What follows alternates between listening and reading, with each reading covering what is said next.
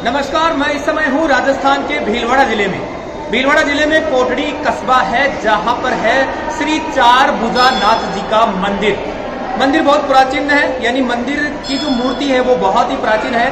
तकरीबन 400-500 साल पहले ऐसी मान्यता है। यहाँ के मुख्य पुजारी जी से हमने पूछा तो उन्होंने बताया कि किसी खेत के अंदर ये मूर्ति मिली थी तत्कालीन ठाकुर साहब को, और ठाकुर साहब ने ये मूर्ति यहाँ ला करके गढ़ में स्थापित की थी। इसीलिए इनको गढ़ माईलाल ठाकुर साहब भी कहते हैं, ठाकुर जी भी कहते हैं, और इनको कोटड़ी श्याम जी के नाम से भी जाना जाता है।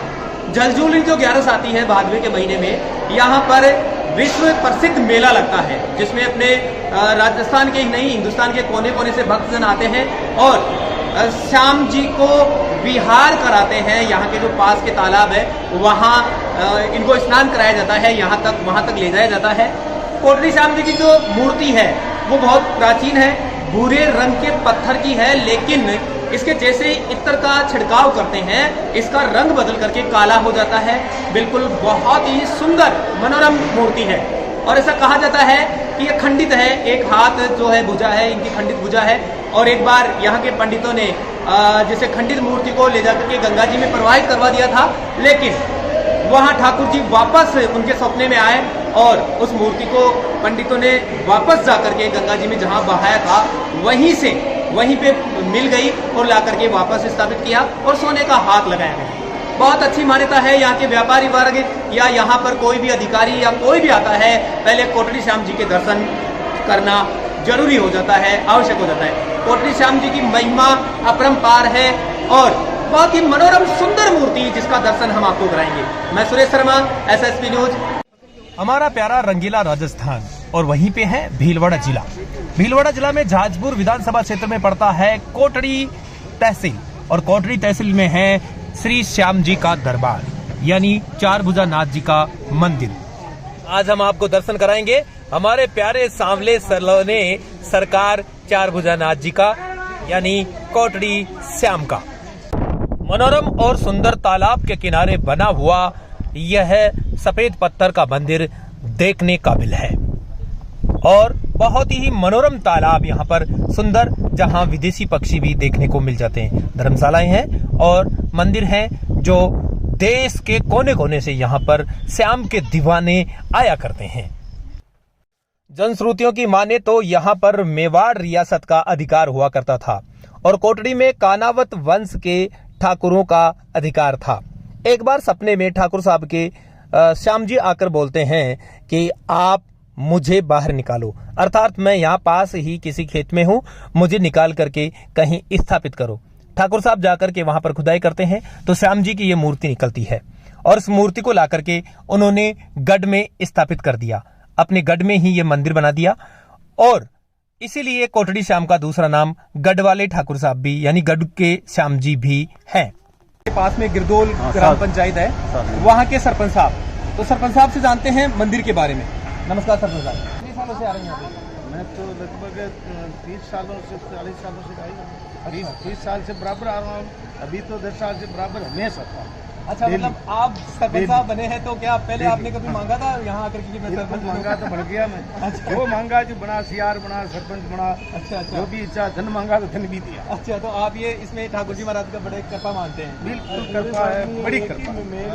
जो मुख्यमंत्री तक जा कोई चीज न मिली वह भी इटे मिली यार। जो काम फंस गया तो वह भी इसने दिया। अच्छा। भारत देश वैसे चमत्कारों का देश है, और आपको कण कण में यहाँ पे देवी देवता मिल जाएंगे। अभी इस समय हम भीलवाड़ा जिले के कोटड़ी कस्बे में हैं, जहाँ पर है श्री चार भुजा नाथ जी का मंदिर।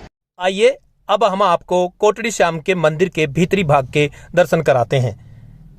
मंदिर में ही स्थित है बालाजी की सुंदर प्रतिमा। जब हम मंदिर में पहुंचे उस समय ठाकुर जी के सुबह के भोजन का समय था।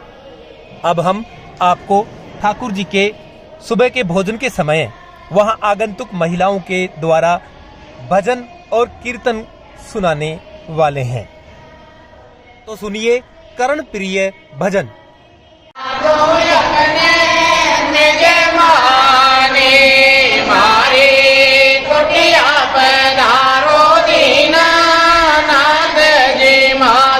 अपने निज माने चावल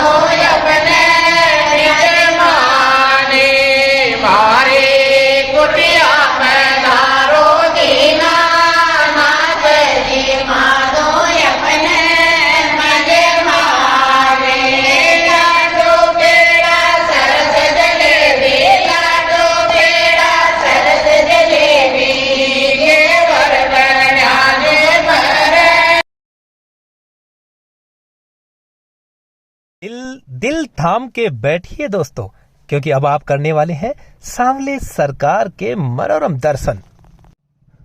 भक्तों की असीम श्रद्धा के कारण श्याम जी को चांदी एवं सोने के आभूषणों में सजाया जाता है। कितनी मनोरम, कितनी सुंदर प्रतिमा है श्याम प्रभु की।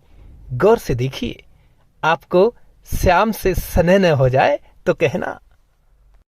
यूं तो हर किसी का श्याम बाबा के पास जाने का प्रवेश वर्जित है, किंतु हमने पंडित जी से निवेदन किया तो हमें धोती पहना करके अंदर श्याम जी की छवि लेने के लिए, आप लोगों के लिए छवि लेने के लिए उन्होंने हमें इजाजत दी। धन्यवाद।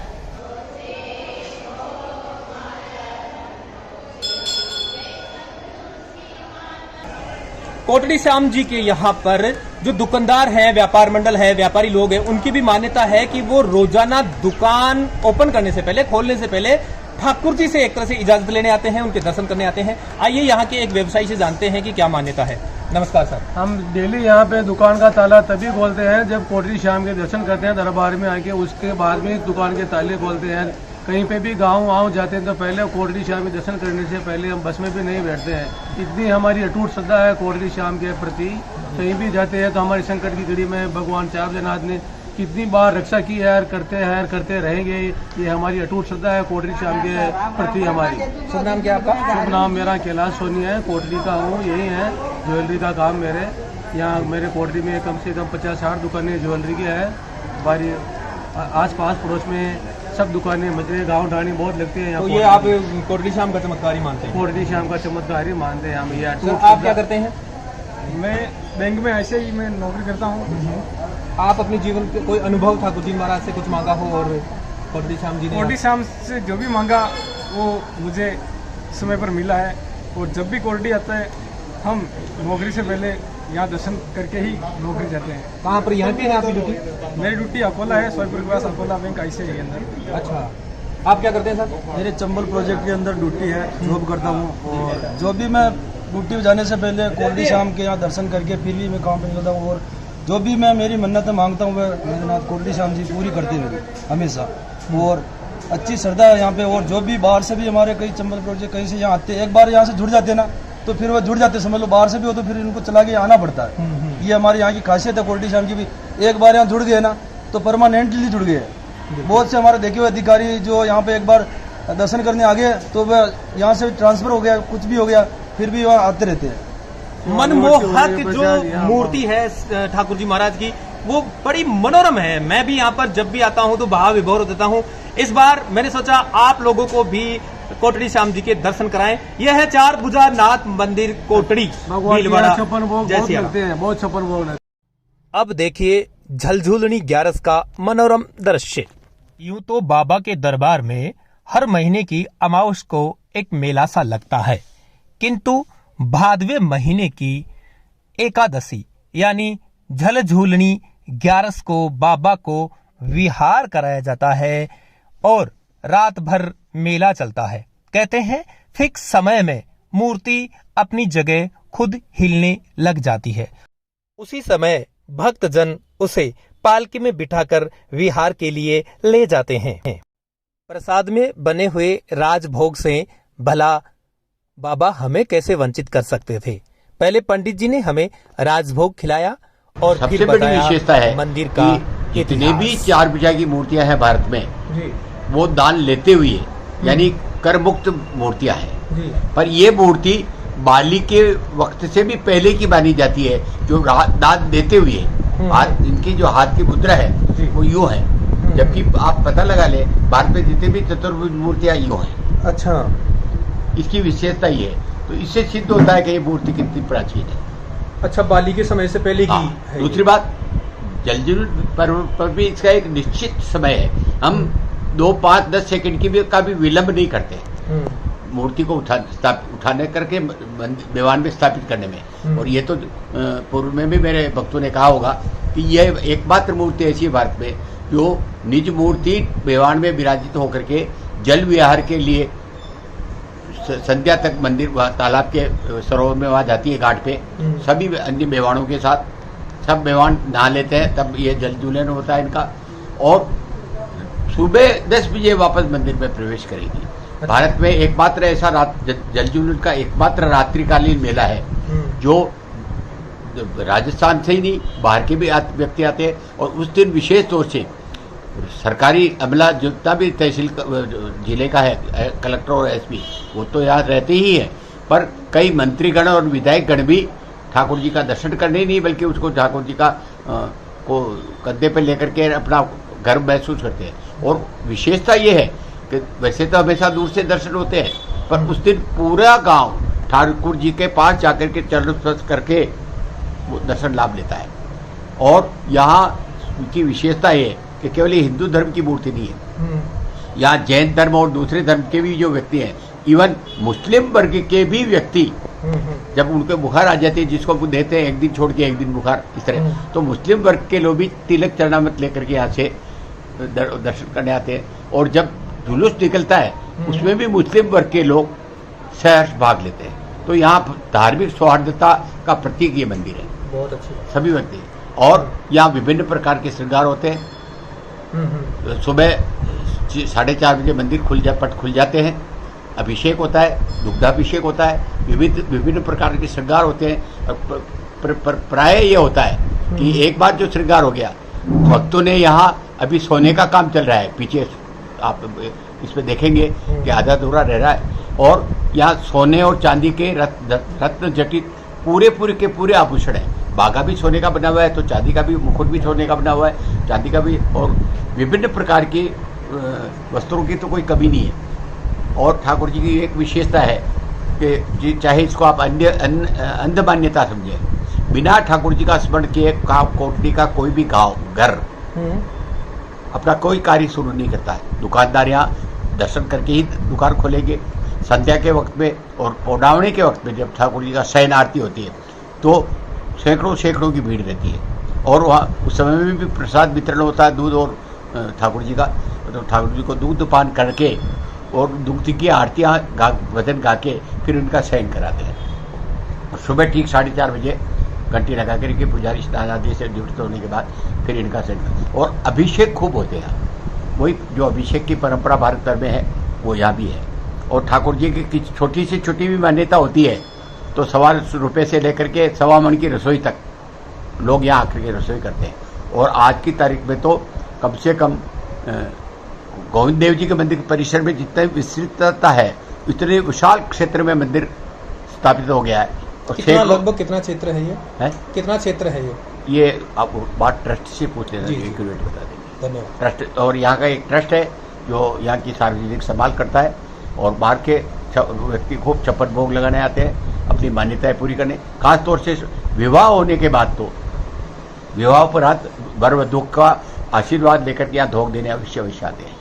छोटी सी छोटी बात, बच्चा बच्ची पैदा भी होता है तो पहले यहाँ धोख दिलाते हैं। शुभ नाम आपका? मेरा सदाशिव पारासर, पिता Kanhaiyalal Parasar, MA M.Ed, retired principal, Kotri का ही निवासी। जी बहुत बहुत धन्यवाद। धन्यवाद। तो भक्तों, जब भी आपको मौका मिले आप भीलवाड़ा के कोटड़ी में एक बार श्याम प्रभु के दर्शन करने जरूर पधारे।